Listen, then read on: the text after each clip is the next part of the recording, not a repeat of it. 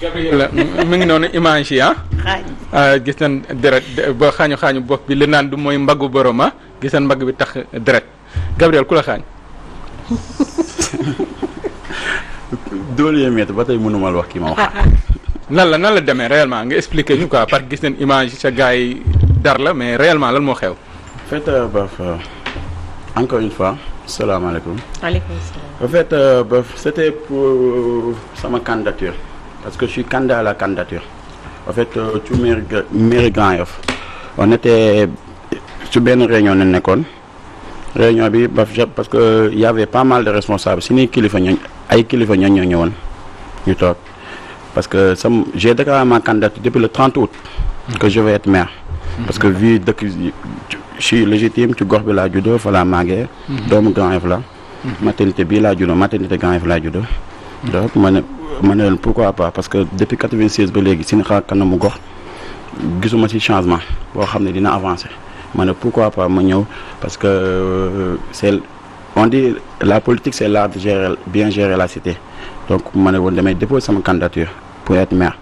bu ma ñëwee pour déposer sama candidature y a pas mal de responsables ñoo xam ne gars yi nangul nañ leen seen candidature ma ñëw ne ma ñëw présenter non dafa mel ne dóor yi bàyyeeku ko ba léegi. waaw dóor yi métti.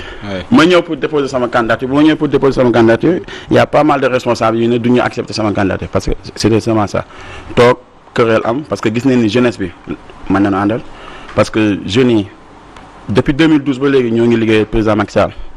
tamit te ñun comme ni ñu ko waxee ci vidéo bi dañoo sonn ci ay schéma politique les responsables ñoo xam ne soi-disant ku si nekk am nga ay postes ou bien ku si nekk am na benn.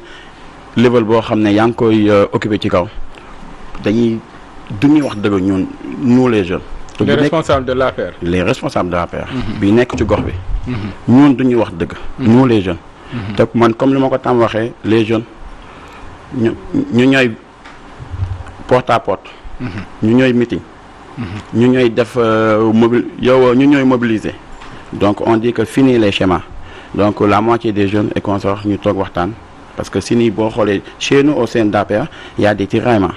parce que guerre de positionnement dafa bëri chacun day xëcc kii man la te ñun tamit lu ñu daloon 2014 nañu bañ ma dal ñu 2014 guerre de positionnement moom moo ñu xañ loo mairie bi te élections yi ce sont des élections jeunes nous les jeunes ñu toog ne dañuy am suñu candidat gars yi jiital ma muy man Gabriel. je suis le candidat de la jeunesse.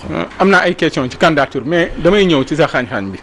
boobaak léegi porté nga plainte def leen enquête wala qu'est-ce qui se passe wala yow yaa xaañ sa bopp wala sa gars yi ñoo la xaañ pour nga def buzz quoi parce que li ngeen ko filmé nii wane ko comme si da ngeen doon jaay yoon comme si da nga doon xaru quoi. non même pas mais est-ce que def nga lii plainte wala dara. non loolu moom franchement parler mënuma see wax wàllum plainte mais daal tout ce que je suis tenu à vous dire mooy lan. je suis jeune man Gabriel du ma sànqlu benn jeune bu yeewoo Grand Yoff mais man sama xaañ ba tey mënuma la ne kii moo ma xaañ. mais nga def plainte contre X pour ñu xam. non waaw mais loolu noonu xam nga j'ai un avocat.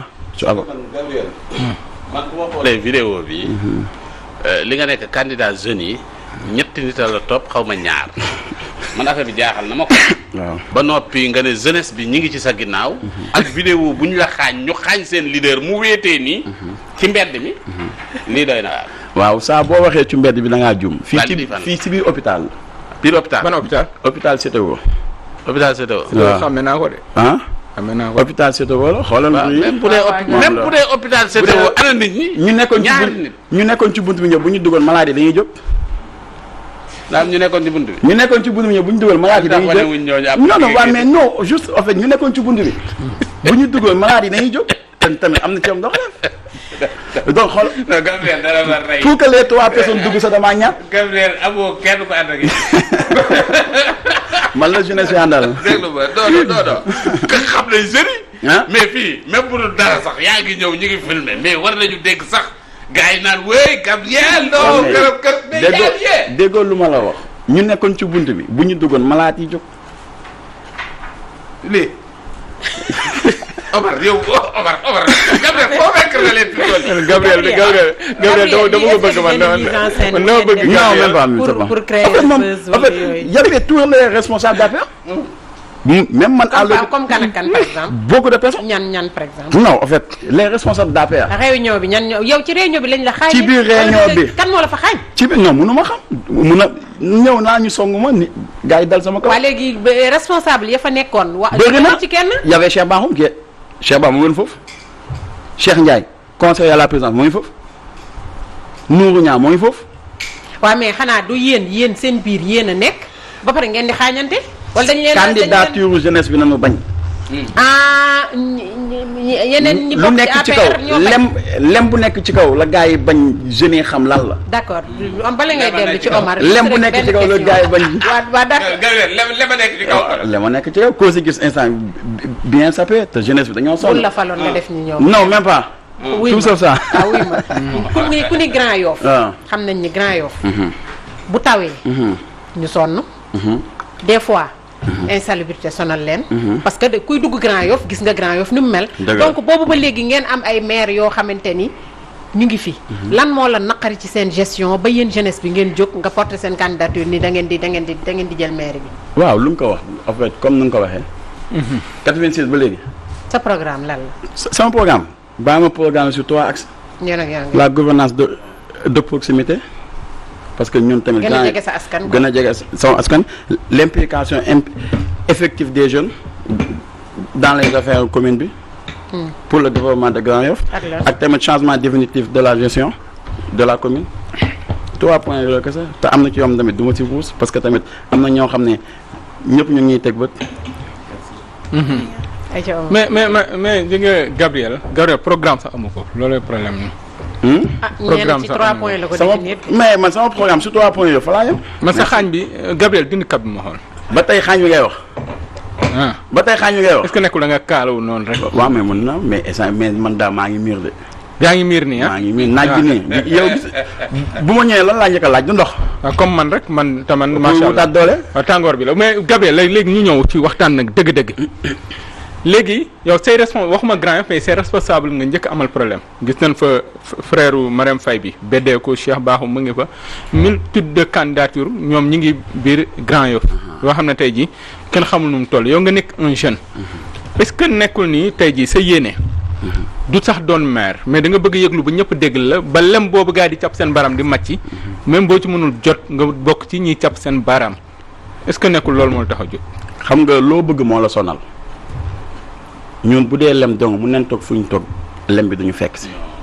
comment. loo bëgg moo la narta liggéey sax. parce que affaire bi lem la ko jàppee noos. noos waaw. partage ji gâteau quoi. non mais kii ku ko fal de. non ko saa man ku ma fal damay liggéey.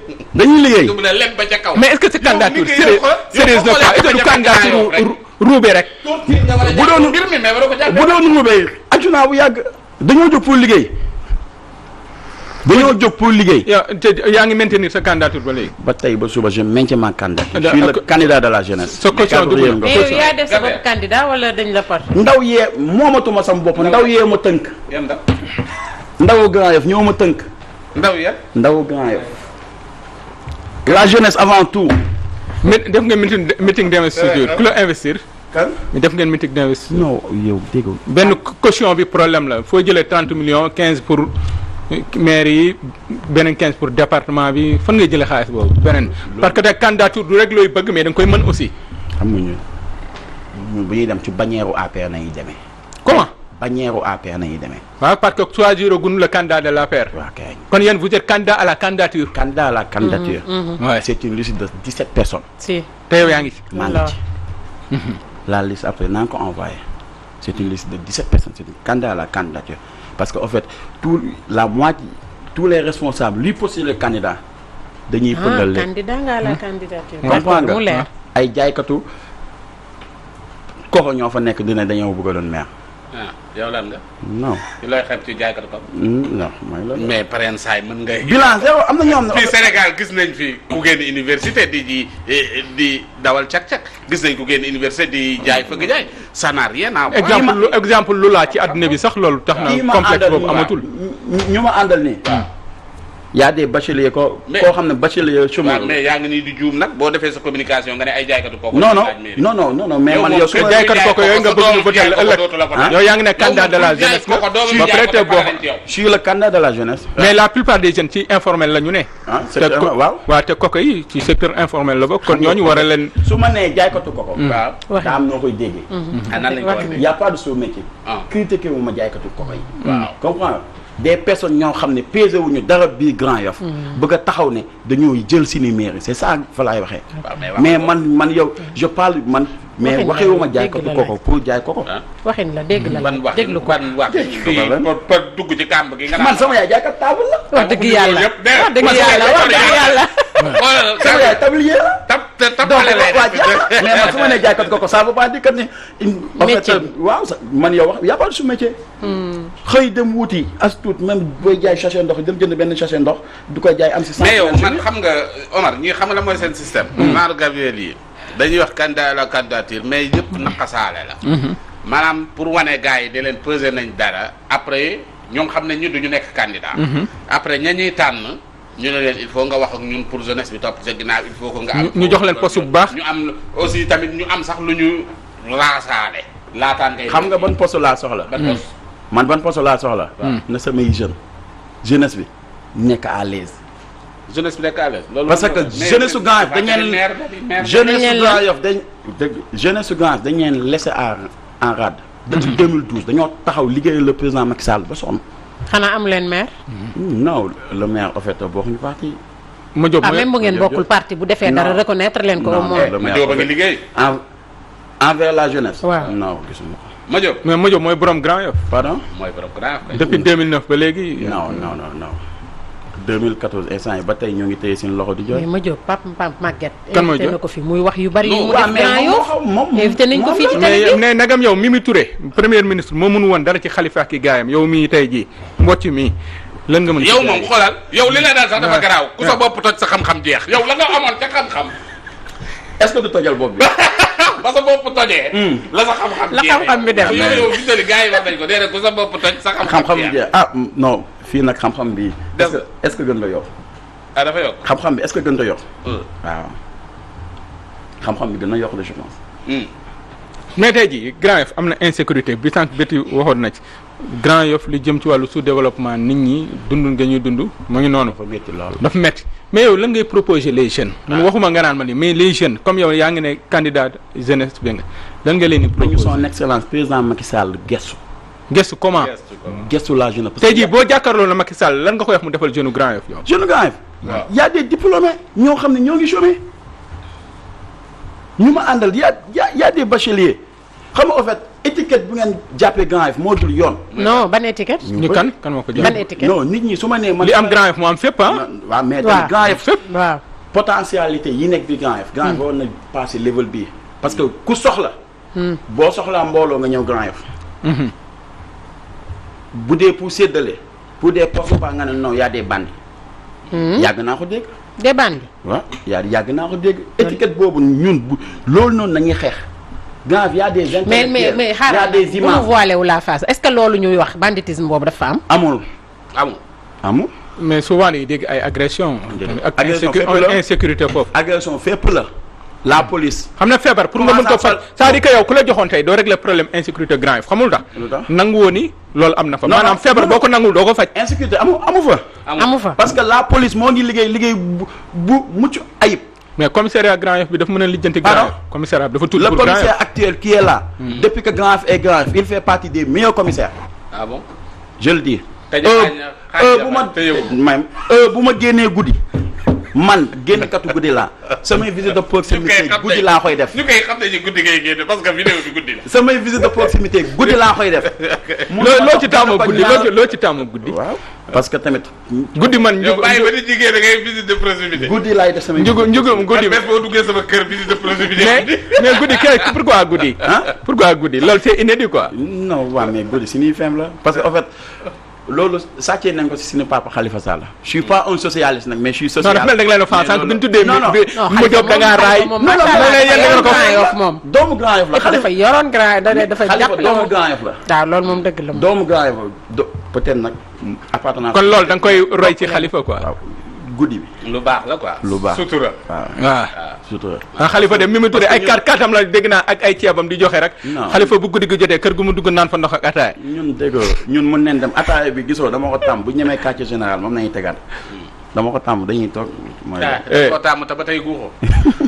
góox na kay. mais est-ce que les gens duñu wax ni yow da ngay penché wu pour Khalifa quelque part parce que. non non est-ce que non parce que en fait. parce que sànq bi la bét laajee da nga ne ko man sama problème ñee bokkuñu parti amul mu leen sama waa parti laay waxal. sama waa parti laay wax actuellement parce que man yow actuellement fi ñu toll. c'est ma candidature moom ci laa ñëw wax man su ma nee ñee ne am naa lu may wax seen programme ñoom lu ñu def Grand Yoff. xam ne man en fait population Grand Yoff laay bàyyi ñu jugé parce que ñun yoon nañ si nii ba du xoo. bu ñu toogee dina am nañ bilan peut-être seen xam-xam fa la limité. parce que Grand Yoff ak potentialité yu am yëpp Grand Yoff waroon na am beneen xar kanam bu dul bi demal yow yaa ngi nii boo. ban xar kanam la am. ah ban xar kanam. non ci lépp. ban par exemple santé beeg yëpp et cetera. ci santé bi doxul. bëgg ak lan bëri na. ak lan santé bi doxul te ñoo la faj. kon voilà. c'était woo nga fajoo yaa ko fi wax ba nga léegi. jaaxlee demoo ci sa ñu faj nga ne santé bi doxul. santé bi doxul. mais Gabriel si toutefois ñu sa candidat accepté wuñ ko nan ngay def buñ ko accepté wul. non loolu man déggalu ma la wax. mouvement citoyen. mouvement. citoyen. non même pas. ah même pas. ah bu la falul buñ lay fal du man maa ñëw toog nga ma gab xam nga fait loo gis daam yoon. ñëw ma première fois tak ñëw ma yëkkati sama loxo ne je suis candidat. ndaw ñee ma tànn. ñoo la proposé. jiital man ndaw ñi muy wax ñoom laa. te ñetti ndaw la ñi mu àndal ñu ngi ne toog. yow ku la vidéo ak kenn ku ki nga ne ndaw ñi ban ndaw. ndaw ñee ma tànn de du man de. man gisuguma benn mbooloo bu la topp. nga ne ma ndaw ñi. seet si ma. pourtant Assane Mesere nee na am na mbooloo. ah Mesere nee na am na mbooloo. ok nee na ndaw ñee ko tànn grand non du man moomatuma sama bopp dañ ma tënk. instant yi nii lépp lu yàlla président Macky Sall waaye nag waxu Assane Mesere. ah mais bëgg boobu Assane Mesere kat xam na Grand Yoff la fa xew. waxu Assane moom. waaw mais yow yaa ngi nii pour ngeen jaralu ma duma sama doom. yéen a ngi nii pour ma ñëw seen plateau comme yéen coono ngeen rek. ban coono lañ daje. Gabriel maa la woo wala yaa ma woo. coono ngeen daj ma woo yéen du yaa ma woo. coono ngeen daj. yaa ma yéen coono ngeen daj. tappale lay def. ça dafa kii ku ko fal tappale lay def. dafa ma woo man la Gabriel Ngor Faye seen invité pour suba di xoolal di expliquer man Gabriel da ngay coupé ba ma reer ba pare wala nga ñëw ñu reer voilà di ko napp quoi voilà na ko xoolal bu ma waat fii 10 minutes. mais en tout cas c'est ambitieux. ndaxte bu fekkee ni nga ne ban maternité nga juddoo sax. 92 laa juddoo maternité Grand Yoff fii. j'ai 29 ans la at bi nga judd dama ne ban maternité. maternité non foog sama at ñu xam. léegi da ngay laaj rek foofu da ngay wane sa légitimité daal pour demander. du ma dolli Grand Yoff doomu Grand Yoff la. doomu Grand Yoff. waaw xam nga en fait daa am dolli Grand Yoff. mais nag nañu waxante dëgg moom. parce que mbir aussi boo ko bëggee faj ba mu jaral la jeunesse bi jël la teg la. ni yow la ñu wóolu yow la ñu bëgg nga yoral leen seen mairie. mais da ngay duut loxo wala nga duut baaraam ci li nga xamante ni mooy yi nga xamante ni am na ci biir localité bi. parce que nit aussi boo reconnaître ni sama localité am na insécurité am na banditisme wala dara loolu doo ko mën a xeex même bu fekkee ni commissariat baa ngi ciy xeex. kenn ki daa mel ne kay ci digg bi la de. waaw moom la. sama doomu ndey la Mamadou Ba moom la mooy ku gën a xees. Gabriel gisoo mag sama biir. léegi damay dugg. voilà léegi comme lii da nga ni mi ngi ci say loxo avocat nga ne doo ci mën a prononcé wu. mais léegi nii fi mu nekk nii pour nga convaincre waa Grand Yoff lan ngay teg seen loxo parce que sa waxtu mi ngi jeex. sama waxtu mi ngi jeex waaw avant tout maa ngi leen di sant franchement parler nag xawoon naa ti. non relax non fii mooy loolu. mais fii moom. ay taalibe fi nekk relax rek non man relax. te man sa taalibe Cheikh la mooy loolu. jeex na ayca. jeex na en fait franchement parler. maa ngi woo encore une fois la jeunesse. ne leen il est temps parce que tamit comme ni ñu ko waxee fini les schémas tamit waratuñu doon des suivistes. parce que topp nit ñi rek. waaw dootuñu ñoo xam ne dañuy tàcculoo. duñu xool di leen xeexloo de vrais acteurs ngeen bëgg nekk. on est né pour être des dirigeants. ok. on est né pour être des dirigeants. aw neen fu ñu waa aw 2009 ba léegi ñoo ngi ci parti bi ay ndaw nen. ah bon.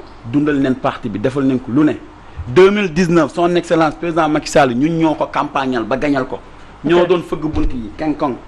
je me souviens am na benn kër bu ñu duggoon femme bi maire bi daf ñoo dàq. ñu dem le lendemain ñu demaat maire na yéen ñu ñàkk jom ngeen mais à la fin dañ ko mujj a toog convaincre. Omar lu ngeen di tëjee. waaw Gabriel waaw kon émission bi jeex na sa sëriñ Cheikh Bara Ndiaye ñaanal na la. waaw Cheikh Bara Ndiaye kooku moom. maa ngi koy sant di ko gërëm kooku man maa ngi taalibe maa ngi koy sant di ko gërëm yéen ñëpp tamit maa ngi lay sant. nekk mu yokk ñaan yi parce que. waaw saa moom sa papa. waaw sama papa la. waaw waaw saa yow sama papa la. da ngeen a may trait sax. waaw maa ngi lay en fait maa ngi sant ñëpp ah. du yow du sant waa JCE jeune chrétien engagé. d'accord waaw parce que tamit man fa laa bokk. mooy yow du sant ñu ma ànd ak ñëpp. du sant waa Adjana du sant waa Arafat bu nga xam ne fa laa yeewoo. comprends nga waa Sanzela yi tout avec ñëpp maa ngi leen sant